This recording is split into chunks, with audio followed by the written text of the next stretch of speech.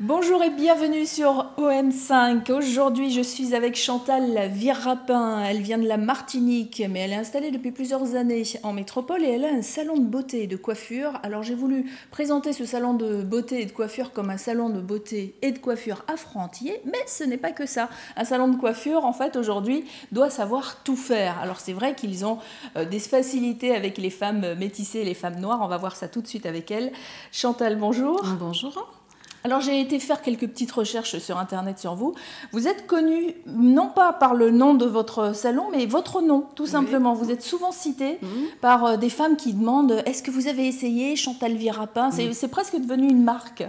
Oui, c'est presque devenu une marque, mais c'est vrai que je préfère tout de même mettre le Technic Serre en avant, dans la mesure où lorsque les clientes viennent et que je ne suis pas là, elle n'est pas là, elle est où, elle est où? Donc voilà, donc ce qui fait qu'effectivement, on préfère commercialiser Technic Serre avec son équipe, sa méthodologie, son professionnalisme, tout ce qui se passe dans Technic Serre plutôt que la personne. Alors Technic Serre, je le disais à l'instant, c'est un salon de beauté et de coiffure. Ça veut dire que en termes de coiffure, aujourd'hui, on va dans votre salon, que je sois métissée ou pas, que je sois noire ou pas, je peux trouver un service comme dans tous les salons de coiffure. Il n'y a rien de particulier. Alors, bien évidemment, il y a la spécificité du cheveu frisé et crépus, parce qu'effectivement, il y a quand même des vraies compétences. Mais nous sommes tout de même à l'ère de on va dire la mondialisation, mais on va dire également le métissage. Et on doit être capable de traiter tout type de cheveux.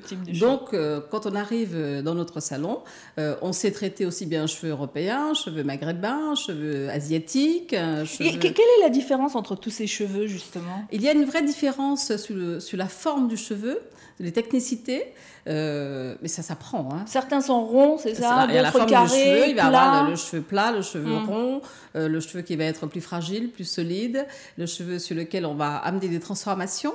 Et le cheveu frisé, c'est un cheveu fragile?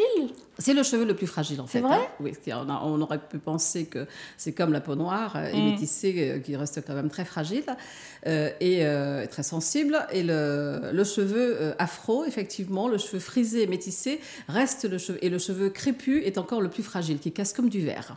Et alors, ça veut dire quoi? Il y a aujourd'hui, est-ce qu'il y a des produits, des traitements qui font qu'on peut avoir des cheveux forts? C'est comme ça qu'on voit dans la pub, mais est-ce que ça marche vraiment? Oui, ça marche vraiment à condition de bien respecter des vrais protocoles et de ne pas acheter tous azimuts et de faire des mélanges. Donc il faut avoir des vrais conseils.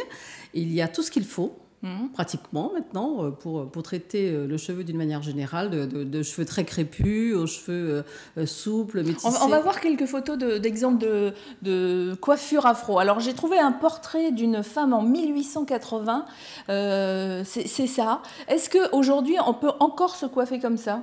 Alors on peut, parce que c'est la grande mode. Hein. C'est vrai? Oui, c'est la grande mode. Ça revient en force. Alors peut-être pas la forme exactement, mais la grande le cheveu tendance, naturel. Le cheveu naturel. Là, qui revient énormément. Et les jeunes adorent justement ce côté très, très crépus, très frisé, parce qu'elles peuvent justement discipliner leurs cheveux et vraiment réussir à se coiffer. Et ça veut dire que la génération qui se lissait les cheveux, ceux qui ont les cheveux crépus ou ceux qui ont les cheveux... On voit aussi une photo de Rihanna qui, elle, pour le coup, n'a pas du tout... Alors, est-ce qu'elle a le cheveu lisse? On ne sait pas. Est-ce qu'elle avait le cheveu plutôt crépus? En tout cas, il y a encore des gens qui font beaucoup de lissage ils ne supportent pas la frisure. Ah oui, bien sûr, il y a des gens qui... mais même en gardant sa frisure, le cheveu crépus, on peut passer du cheveu crépus au lissage, tout en gardant son cheveu naturel. Bien que le cheveu soit frisé, on peut quand même faire des lissages. Ça ne va pas l'abîmer. Non, pas du tout. Avec un brushing simple, avec simplement les produits de protection nécessaires, on va avoir un résultat cheveux défrisés, alors qu'il n'y a pas eu de transformation du tout de la fibre, donc le cheveu reste complètement naturel. Donc elles sont toujours bluffées, elles sont toujours émerveillées d'avoir leurs cheveux avant et après, parce qu'effectivement elles gardent leurs cheveux naturels, mais avec la possibilité de changer pour une cérémonie, pour une occasion, pour d'avoir donc un joli brushing, une jolie coiffure très, très lissée, alors qu'il n'y a pas eu du tout d'action chimique. Oui, il n'y a pas eu d'agression sur le cheveu pour ça. Absolument ça c'est plutôt une bonne nouvelle, parce que c'était le cas avant. avant, hein. C'était avant, oui. Avant, Ça, c'était on maltraitait beaucoup nos cheveux. Moi, je me rappelle d'une période où j'étais adolescente où je les lissais au fer à repasser. Je ne sais pas si vous avez connu ça. Alors, moi, je ne l'ai pas connu, mais ça c'est vraiment complètement culturel. Dans certains pays, ça existe. Dans le Maghreb, par exemple, on lisse le cheveu, on repasse le cheveu. Voilà, c'est ça. On se mettait les cheveux sur la planche à repasser et puis hop, on passait le fer dessus. Alors ça pour le coup, c'est très agressif pour le cheveu. Oui, parce qu'il y a quand même toujours, parce qu'il n'y a pas de protection, il n'y a rien, effectivement. C'est à la route, comme disent les jeunes. Exactement. Donc le mieux, c'est quand même d'aller voir une coiffeuse. Vous, comment vous les formez, vos employés, vos coiffeuses? Elles sont formées sur place, elles sont formées dans les îles. Comment vous les recrutez? Alors, pour la partie formation, c'est vrai que c'est un secteur qui me tient vraiment à cœur parce que je suis dans la transmission, j'adore transmettre. J'ai formé beaucoup de coiffeuses dans le monde parce que j'étais moi-même formatrice à l'international. Et lorsqu'on me dit « Oh, vous nous donnez envie de faire votre métier, mais ne nous laissez pas tomber, revenez ». Donc, ce sont des récompenses. Et petit à petit, on prend vraiment goût à former. Et nous, au salon, on a toujours eu une équipe, dans notre équipe, deux places pour des jeunes, en fait, en apprentissage. Donc, très souvent, on ne va pas prendre des apprentis, mais on va les prendre à partir du BP, c'est-à-dire après le CAP. Et c'est quelque chose de très important parce que notre profession est une vraie profession. Ce n'est pas quelque chose qui s'apprend comme ça. Il y a des vraies formations, il y a les bases. Il faut connaître les bases. Donc, après le CAP, on a toujours deux places où on forme pendant 2 ans les jeunes. Et après, vous les laissez peut-être partir ou vous les embauchez? Exactement, parce que chez nous, c'est un vivier quand même. Hein, parce que quand les jeunes passent à Technique Serre, ils ont une formation... une vraie formation. Une formation complète. Une formation complète. Est-ce qu'aujourd'hui, on peut devenir coiffeuse sans diplôme? Est-ce que, en me disant, voilà, moi, je rêve de ça, mais bon, j'ai pas forcément été bonne à l'école, et puis j'ai envie d'apprendre. Est-ce que demain, si j'arrivais dans votre salon en disant...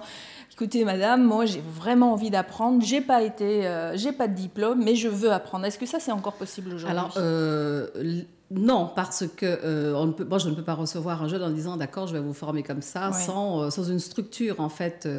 Pour la partie sociale, juridique, il faut quelque chose pour un encadrement. Et donc, il faut impérativement passer par soit une école, soit une structure professionnelle. Pôle emploi, éventuellement. Une structure Pôle emploi, éventuellement. Mais il faut qu'il y ait quelque chose, en fait, de légal. Oui, ça reste un peu compliqué encore, quand même. Ça reste encore un petit peu compliqué. Mais c'est aussi légitime. Notre profession est une profession très réglementée. Et donc, il faut apprendre, il faut commencer par le commencement. Mais c'est vrai qu'on ne s'en rend pas compte. On se dit, coiffeuse, tout le monde peut faire coiffeuse. Non, pas du tout. C'est pas vrai. C'est pas vrai. On manipule énormément de produits chimiques, on manipule énormément de choses. Et c'est comme dans tout. Si on n'a pas ces bases, on ne peut pas continuer à évoluer. Donc c'est vrai que dans notre politique, c'est impérativement commencer par les bases. Alors ça, on est plutôt rassurés concernant la formation des coiffeuses dans le salon Technique Air. Et vous faites aussi une partie beauté, c'est-à-dire que vous proposez des épilations, vous proposez tout pour se faire belle, en plus de la coiffure. Oui, c'est vrai que Technique Air, c'est un programme global, en fait. Donc, il y a la partie coiffure, la partie bien-être et l'Institut de beauté. Donc, l'Institut de beauté, donc avec une esthéticienne. 2 cabines, dans la partie esthétique, une cabine de soins, une cabine d'épilation. On a un secteur, un espace pour la partie beauté des mains, beauté des pieds, un espace pour la partie maquillage et toute la partie conseil, en fait. Donc, c'est quelque chose, c'est vraiment... Nous, on est des vrais coachs. Oui. Non, mais ça, c'est bien parce que, imaginons qu'on veuille aller à un mariage ou un anniversaire, si on doit faire le salon de coiffure, plus le salon d'esthétique, plus la manucure, etc., là, on sait qu'en allant au même endroit, on peut tout avoir. Ça a toujours été un petit peu...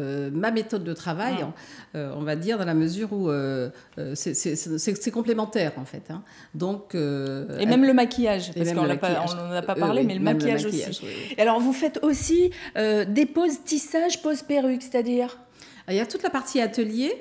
Dans l'atelier, effectivement, on fait beaucoup de tissage. Hein. Les clientes d'ailleurs aiment Quand beaucoup. vous dites tissage, c'est des C'est tout tresses? ce qui est... non, c'est tout à fait autre chose. Ça va être la méthode des extensions ou du tissage où on va d'accord. rajouter, rallonger les cheveux, rajouter des mèches partielles, J'ai les totales. cheveux courts, j'ai envie de les avoir longs du jour au lendemain. Voilà, c'est magique. C'est la méthode de tissage. C'est magique. D'accord. Donc, du jour au lendemain, on a les cheveux. Et là, on pose, on met, on dépose, on remet. Et on a également la partie conseil, parce que là, on conseille énormément les clientes, surtout qui sont accros justement au tissage, pour leur dire ce qu'il faut faire entre deux.